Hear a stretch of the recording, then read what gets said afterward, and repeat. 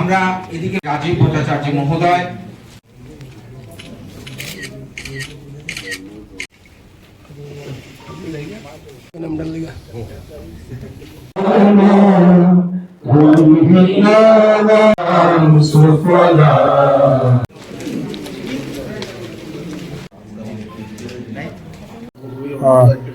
নিয়মিত প্রক্রিয়া পার্টির যে সমস্ত কার্যকর্তারা আছেন তাদের পুরনো নতুন সবারই প্রশিক্ষণের প্রয়োজন হয়।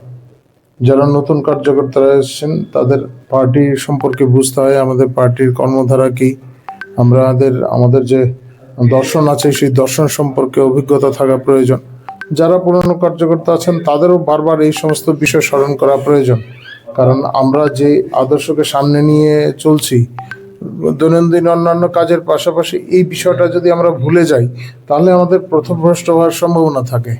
ফলে এটা একটা নিয়মিত প্রক্রিয়া, আমাদের দর্শন সম্পর্কে অবহিত হওয়া, আমাদের লক্ষ্য কী, আমাদের উদ্দেশ্য কী, এই সমস্ত বিষয়। শুধু সরকার গঠন আমাদের উদ্দেশ্য নয়, এটা একটা আমাদের চলমান প্রক্রিয়ার মধ্যে একটা অংশ বিশেষ।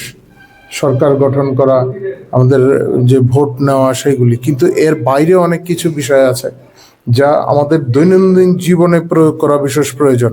পার্টির কার্যকর্তা কেমন হবে, তার নীতিগত অবস্থান কি হবে, তার ব্যক্তিগত জীবন কি হবে, এগুলি অবশ্যই প্রয়োজন। তার মাধ্যমেই কার্যকর্তা নির্মাণ হয় এবং কার্যকর্তা যখন সেই রকমভাবে আদর্শগতভাবে সুপ্রতিষ্ঠিত হবে, তার সে আত্মস্থ করতে পারবে আমাদের আদর্শকে, তখন স্বাভাবিকভাবেই সমাজে এর প্রভাব পড়বে। আমরা যে সমাজ পরিবর্তনের কথা বলছি, এই সমাজ পরিবর্তন এই কার্যকর্তাদের মাধ্যমেই সম্ভব। ফলে কার্যকর্তার মান সেই পর্যায়ে তুলতে হবে, আর সেই জন্য এই ধরনের প্রশিক্ষণের প্রয়োজন হয়ে পড়ে। কাদের নিয়ে এই প্রশিক্ষণ হচ্ছে?